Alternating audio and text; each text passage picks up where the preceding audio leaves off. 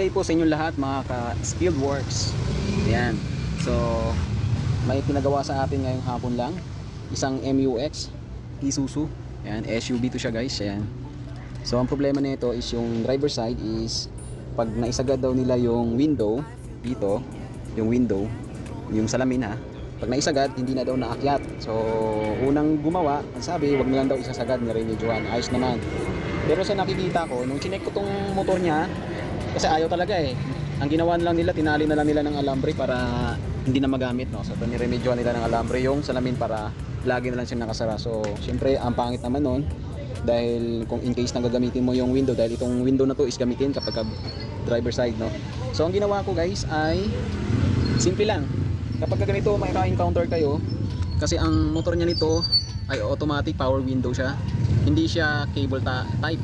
So ano to siya, parang sprocket siya. So nandito yung pinakangipin niya dito, no? So ang pagbago yung ganito, bago lahat, sariwa pa naman, chinek ko, ayos pa naman, ayos pa yung mga tornilyuhan niya, yung ruler ayos naman.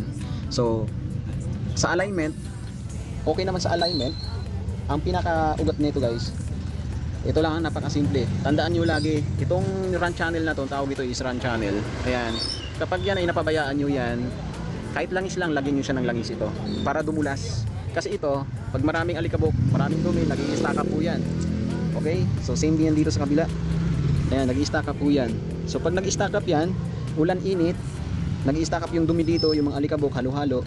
So yung salamin, pag naisagad na siya sa pinakaibaba, hirap na siyang umakyat dito. Ayan, kita nyo?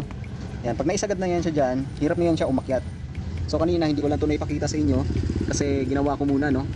So ito, matagal na namin itong ginagawa, yung ganitong sekreto. Although alam na to ng iba eh, pero tingin ko mukhang ilan-ilan pa lang nakakagawa na ito. So kung kayo ay magdi-DIY, no, kung bago, huwag nyo nang paabutin sa ganito, baka singilin kayo ng mahal. Ang gawin nyo, bili kayo ng glide yung pang run channel. Ano yun siya, para siyang langis, pero hindi siya yung talagang langis, para siyang liquid type na pangpadulas ng run channel to, run channel. Ayan. So ayan, no, yan yung run channel guys ha.